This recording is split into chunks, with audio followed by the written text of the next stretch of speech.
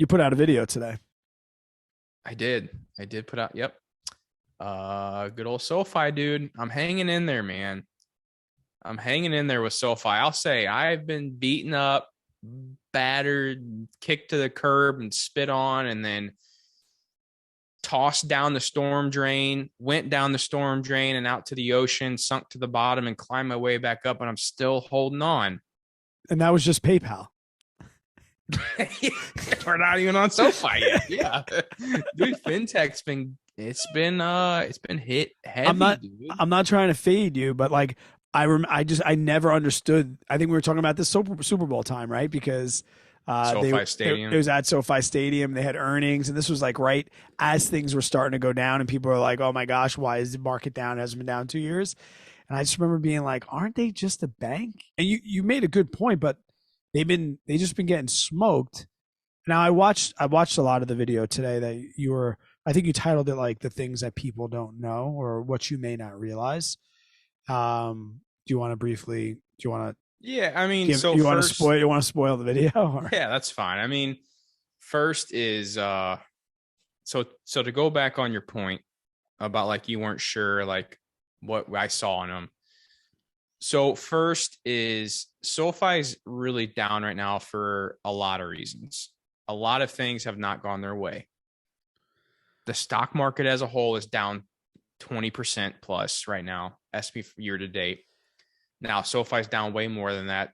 Not surprised because they are not a profitable company, which every single video I make on SoFi, I try to state, listen, guys, this is a speculative investment for me. So like I try to like voice my opinion. Like, this is what I'm doing. I show my portfolios. I show you guys why I'm making the moves I make, how I research my stocks. But I'm not like trying to say like, go do this.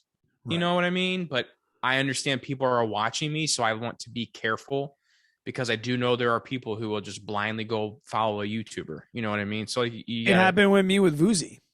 yeah. Like, you know how many Which, people followed me and through the road to Vuzi, and yeah. like luckily I had really really big leaps. But I remember people like getting it, like not chasing what I do or but essentially like following some of the trades I do. And we did talk about Vuzi a lot, and some people got in at $40, $30, you know, Yeah. whatever it was, and they're still bag holding with me. So yeah, I understand that you have to protect yourself in that way. So yeah, but the point I'm making really, since like go back to what you said, is what the economy and the overall stock market as a whole is everyone's down. Everything is down Mhm. since the highs of 21.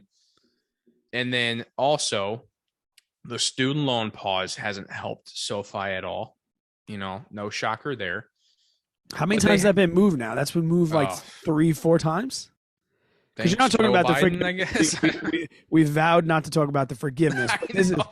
this is just the fact that like so what I don't have student loans, so I don't really know. But what my understanding is that you did not have to make payments, or was it just interest?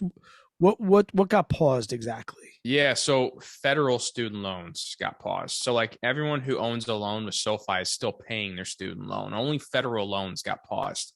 Okay, so like The that's FAFSA stuff. right. So the reason SoFi is hurting from this though is because where SoFi really kicked ass in the student loan area was refinancing. So people who had variable rates, who That's had how I got high into them. interest rates, yeah, they just I would go used to I SoFi. refinance. Yeah, I refinance with them. Yep, they go to SoFi, they refinance, and then that's how they earn their revenue. And then refinances through student loans would keep going up. Well, since the pause happened, who the hell is refinancing a student loan they don't have to pay for? You know what I mean? So they Yeah, dropped massively. because you were going to you did refinance because they were cheaper Correct. as far as the interest rate that you were going to pay. Yep. That's why I did. I think my interest rate on my federal loans was like 7%, Yep. and I think SoFi gave me a good like 3.5, 4% at the time. It's a no-brainer. But now, if I have an 8% loan Yep. federally, but Yep. I don't have to make that 8% payment.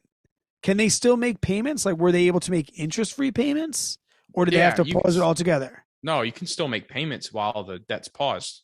So people had 3 years of interest-free paydown. Yeah, pretty sure that's how it worked. Yeah. Yeah, Wow. so So you could still pay your loans. It's just you weren't getting any interest charged on your loans. So SoFi's not losing money because they're losing the interest. They're losing money because a major part of their business was refinancing, and nobody's refinancing. Correct. So now with the pause coming up and ending the end of this year, December of 2023, there's hope. Again, everyone's saying 2022. Or sorry, yeah, 2022. Yeah. There is hope. Everyone that I've seen talk about it says like it's absolutely going to happen. All the blog posts I read and just the research that I do, and I'm just like, you don't know that. Like that's what I said in my video. I was like, this is a speculation on my part to say if it is if the refinances are going to uptick, because I even compared SoFi's current rates to the federal student loans average rates, which is like 4.99 to 7.99 or something like that. SoFi's current rates aren't much better. Yeah. They're not. They're like maybe 1% lower. So I stated in the video, I was like, that's kind of a concern to me. Now, do I think that here's the good part. SoFi and Anthony Noto, the CEO, has done an excellent job diversifying this business away from only being reliant on student loans. Okay. The best decision that companies could have ever made. So the growth that this company has seen outside of the student loan segment, home loans have increased quarter over quarter, year over year. Personal loans have increased. The technology side of the company has increased its revenues. The crap, I'm losing my train of thought here. There's another segment, and I have it in my notes. Hang on, look right here. Okay. Shit. I'll think of it. Okay. But it's not on my notes. But it's they're all three of those segments are growing. The only one that was declining was student loans. So no, I said mortgages. Technology and then personal something you said? Shit. Auto loans? Go watch the video. It's on there. All right. It's literally on the slide. Yeah. So moving forward, 2023, 2024, I don't want to spend too much time on this, but this is one of my favorite companies. They have the bank charter, so they are officially a bank, so they can make their own interest rates. They can be a lot more competitive than they already were. They have these recent acquisitions that they've made that I think is going to increase their revenue because it's going to give them savings over time. It's also going to help grow their business. And we also have student loan pause, going back. It's going to be ending soon. So you have all these catalysts, all these factors coming into play that I think 2023, 2024, again, all dependent on how the economy reacts to inflation. And if we come into stagflation, like some, are kind of predicting, I have no idea, but I do think SoFi could be a solid play down the road, man. I really do. Like, I think 2 or 3 years from now, we're going to look back and be like, why didn't I take out a third mortgage on my property and buy SoFi at $5?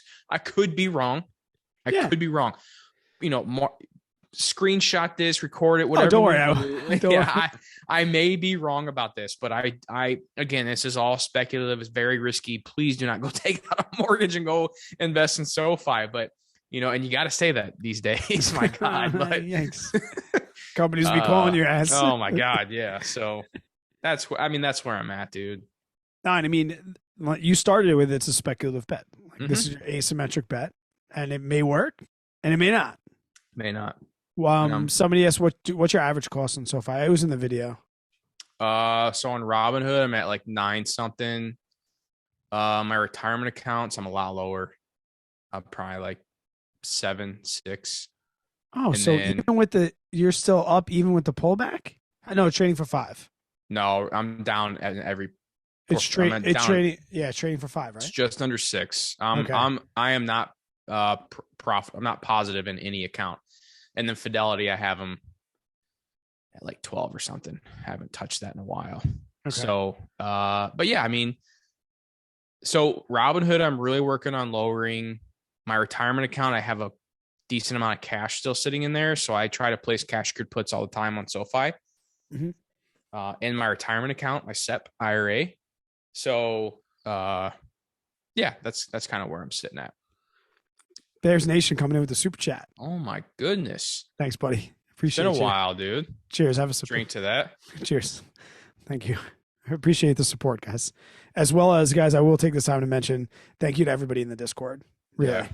Like, I don't know if you know, we're doing this on Zoom, and they just got rid of free for everybody. So we just add an expense to the book. So Yippee. pretty much everybody over in the Discord that's the reason why we were able to stream, because I think they were giving us like 35 minutes or something like that. So even when we've been recording, we have to like stop the Zoom, open a Zoom news. I'm like, I'm not doing that if we're streaming.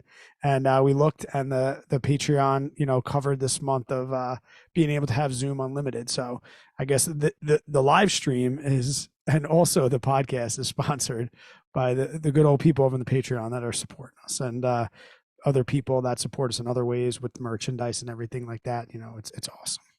Appreciate it big time, guys. Big time. Because, and just to speak on that for a second, like I was shocked at the amount of people that reached out from the community saying, hey, when are you guys coming back? When are the episodes coming back? Because it's hard to, and I mentioned this in previous episodes, it's kind of hard to realize like who it really is listening.